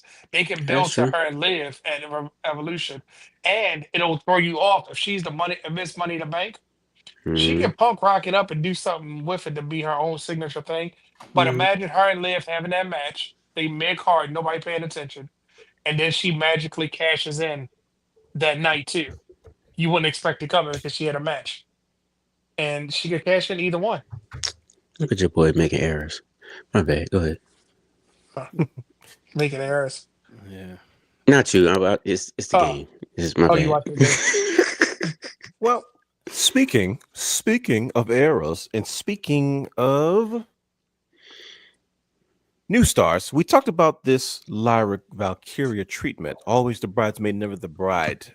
Brother guy, you think she's set to lose this women's intercontinental championship at Money in the Bank?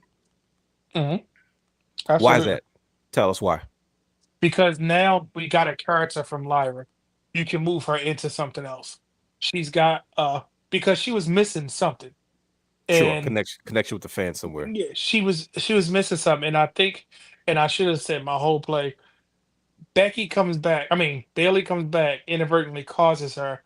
Then it's Lyra versus Bailey at Evolution to put Lyra into another space. So SummerSlam, she challenges for a world title because she's got some grit. She's got people behind her now. They believe in her thanks to Becky. Who else to put her over to? Bailey to get her to that next stage. Because let's True. call it what it is. We wouldn't be talking about Lyra Valkyria if it wasn't for Becky Lynch. Because when she's not in the ring with her, we didn't care. So now you have that, and I think that's how you get Lyra versus Stephanie at Evolution or at SummerSlam for the women's Intercontinental title, or they could Is just do a it? random Raw match. Well, definitely rubber match. Does anybody disagree that Becky Lynch will not be the new women's intercontinental champion and Lyra Valkyria shall retain? Becky doesn't win because the Tango Warriors come out and prevent her from winning. See, So who? that's he brought Tango those Power Warriors, Ranger, man. Come on, bro. he brought the Yes. Power Ranger socks, and that's where his mind is. Absolutely. Keep If up they with pull me, that Brian. off, 20th Century Fox. Watch the Tangos. Watch the Tangos. Tangos. Remember that theme song? Although Becky Lynch does kind of resemble what's her name? The girl Stop with the it. sticks. Dulcia. Dulcia. These sticks have a whistling sound. Dulcia, that she devil of a witch. Right. I'm gonna go back and watch that now. Boy. What? You know what pissed me off about that movie? The morphin sequence being out of order. I never Right. understood why they did that. Right. It was the dumbest thing ever in the movie. Pisses me what? off. He said, "Who?" That song goes first. What are you talking about? No, that was the licensing problem. Bandai 20th Century Fox said it's okay. And we get to the main event. I'm assuming it's the main event. It's John Cena and Logan Paul. Is Logan Paul going to get released after this match too? Are they not going to renew his contract? Hey, maybe. No, he has Prime. And what about? I forgot. Yeah, he has a sponsorship. He's bringing. You're right. money You're to the right. company. He's He's untouchable. He's probably the safest person there. Yeah, clearly. Sorry. Him and Roman. Is Cody still Raheem? He is. Yes, he is. Yeah. It's this Juneteenth coming up, so yeah, he has to. Still You didn't hear the tickle bitties comment he made about You're his right. wife. You're absolutely right. Yeah, that ain't tickle big. If that ain't Raheem, I don't know what it is. He has his wife. Oh, I'm gonna have to go back and what did he say? Wow. I heard them say African American nightmare. Hey, well, that's a thing too. Hey, his wife kept messing with her shirt, and he said, "I see you keep messing with your shirt there. You didn't say anything before you wore that." And she was like, "Yeah, I don't want my stuff." He said, "I don't understand. If you when you got when you have the tig-old bitties, the tig-olds." He's like, "Why don't you just let him hang?" And she was like, and then I was like, "I cannot believe Cody just said that." Right. So, you can. But he's talking to exactly. He's talking to his wife. I'm like, all right, I guess this is appropriate. It's Cody Raheem. So yeah, you're right. Yeah, because I couldn't get through it. I can't get through a Cody part. I'm sorry. He doesn't like Cody. The funny part was he caught himself. He's about to say, if you got the big old, he said, then he doubled back and said, when you got the tickles. He said, "Oh, wait a minute." Oh. I said, did you hear what this guy just said? We got a tickles reference from Cody Rhodes on his podcast. So his wife it's Cody Raheem, if I ever saw him. But his podcast is an example why everybody shouldn't do a podcast. That's your unpopular opinion. Dang. It's time to go. It's time to go home. How do we see this match ending? Because this is time out. Hold on, time out. Does anybody listen to Stephanie's podcast? Is that any good? McMahon, her show's really good, but I know it's shorter. The podcast I'm is not really sure. long. That's a nice woman right there. I would not disparage the name of Stephanie McMahon. No, Stephanie McMahon is breathtaking. I don't want to smoke with Triple H. Anyways, the game. The last time is now. Yeah, exactly. Right. I'll get released after bringing money. No release. Yeah. Like I didn't even know I had a contract. At least put some of the dollars in my bank account. They'll sign me just to release me. Mm-hmm. That's right. Same day. As long as I get that check. Yeah, I want all the severance. 24 million. I don't know. That's not how it works. It's 24 million? Oh, okay. Just give me retirement, Social Security. The last time is now. John Cena and Logan Paul. Cody Rhodes, Jey Uso. I don't know if this match even ends the right way. I think we have shenanigans. What do you guys? I really don't care, to be honest with you. They shouldn't really. You beat me to it. You beat me to it because I was definitely about to say I do not care at all. They should have released our truth. Brian Ace, go ahead. You got something for us, buddy? If I had to pick a winner, it would be Cody and Jay, just because Cody can't come back and take another loss, right? Yeah, you're right. I don't know. Some guys can come back and sell T-shirts and still get released and still don't get the country. Yeah. So really, who's that? Realist? Who did that? Run the truth. But I would have to. Yeah, I would definitely have to say shenanigans or somewhere somehow there's a surprise. I don't know what it is. But our truth coming back. Yes, exactly. I was about to say, hey, go. Truth is coming back with the black hoodie. You know what I'm saying? Oh, maybe it's Ron Killings. Or maybe it's Stay Quick. NWA vibes. Can we get that? And then he shows them TNA. Who knows? Nah, that was too grimy for everybody. Who gives a goddamn? Yeah. Anyways, we've gone over, we've discussed this, and I'm angry. So it's no reason for us to keep being angry. It's because they shouldn't have released our truth. I'm freaking angry right now. Yep. Oh no, I'm not. Game over. I'm about to say, you wilding. Because I thought the ball was done. No, you thought wrong, buddy. Yeah, you got a W. Right. I know. Look at the crowd, but I'm looking on the small screen. You're right. Oh, that's right. Shout out to the Oilers getting game one. I'm rooting for the Oilers. Did they beat the Panthers? Yeah, game I one was overtime. I was eating early and I was watching the game and There's Tao. I don't know how to say their names. Forgive me, but yeah, they was they was losing and they was always it was I saw they were losing. I think Panthers went up like 1-1. I was like, it was 1-0, Anyway. then 1-1, and 2-1, and 3-1. So yeah, or 3-2, 2-2. But yeah, they won in overtime. So I'll go back and watch the highlights tomorrow. But follow us on all of our social media platforms at The Wrestling Realm. Subscribe to our Patreon, Twitch, and YouTube at The Wrestling Realm. Follow Championship Culture on Instagram at Championship Culture _. Don't forget, it is a 2-part special season 4 debut, June 9th and June 10th at 8 p.m. on our YouTube channel. Please stay close and stay tuned to all the social media platforms just in case anything changes, any surprises, to find out what's going on the first night as well as the second night. And until our truth comes back to the WWE, I'm not for the shenanigans. Money in the Bank is this weekend. We'll see if it's worth it. With that being said, I'm not wasting any more time. We are out of here. Wrestling fans, stay wrestling fans. Peace. We gone.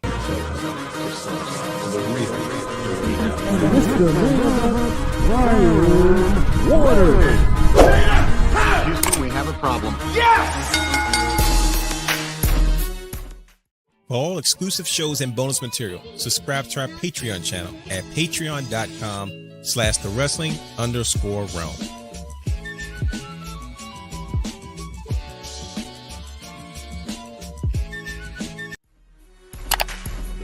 You can watch all of our Wrestling Realm content anytime on youtube.com/thewrestlingrealm.